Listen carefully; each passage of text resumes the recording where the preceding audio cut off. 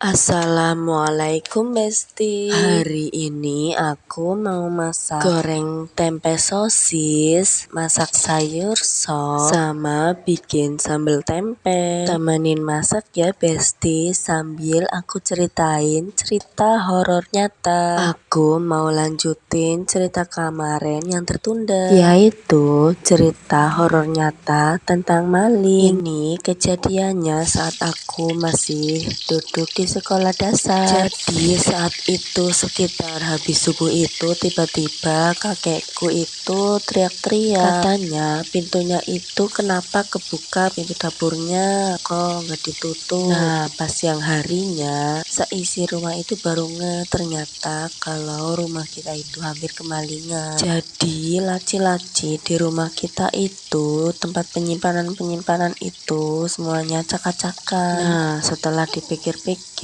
nyambung juga tuh sama pintu dapur yang pagi-pagi sudah kebuka lebar. Jadi waktu masih SD itu rumahku masih terbuat dari kayu-kayu gitu, dinding-dindingnya dari anyaman bambu. Terus lebih parahnya lagi, pintu dapur itu bukan pintu permanen yang bisa dikunci tuh ya, tetapi pintu yang cuma ditempelin aja, diganjel pakai kayu gitu. Jadi gampang banget kalau orang mau ngebuka. Dan aku mikirnya itu pencurinya itu udah terlanjur kesel karena nggak dapat apa-apa. Jadi pintu dapurnya itu nggak perlu ditutup lagi, soalnya kan ribet, harus diganjel pakai kayu dulu. Jadi bener-bener itu pencurinya apes banget, soalnya nggak ada barang-barang berharga. Masa iya dompet-dompetanku yang isinya mainan-mainan itu dihambur-hamburin juga, ya ampun kasihan banget itu pencurinya. Nah singkat cerita, pada saat aku SMP kelas 2 kayaknya, apa kelas 1 tapi mau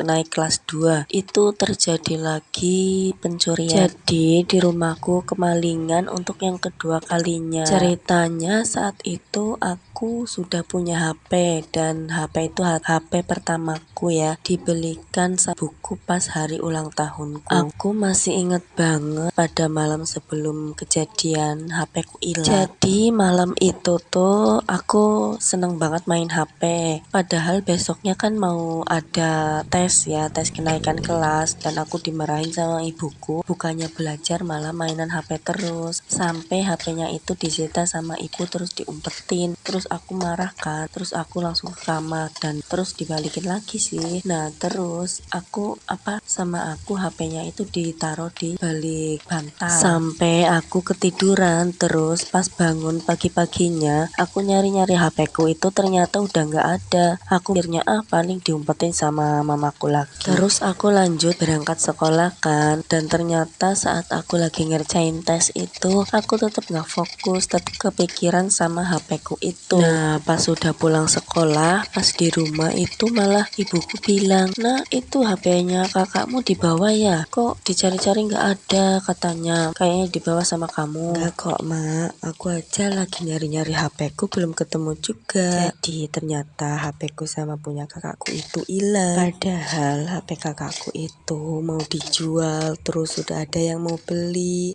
malah pagi-paginya hilang. Dan karena saking penasarannya, kakakku itu sampai tanya ke orang yang bisa. Jadi temennya kakakku itu bapaknya ada yang orang bisa, dan ternyata emang HP-nya itu ada yang ngambil, dan yang ngambilnya itu ternyata masih saudara dekat kita. Nah horor banget kan Besti, horor banget pokoknya Besti. Ini maling bukan sembarang maling, malingnya itu masih saudara sendiri. Inilah yang dinamakan musuh dalam selimut. Jadi seperti itu Besti ceritanya, cerita horor nyata tentang maling. Semoga menghibur. Terima kasih.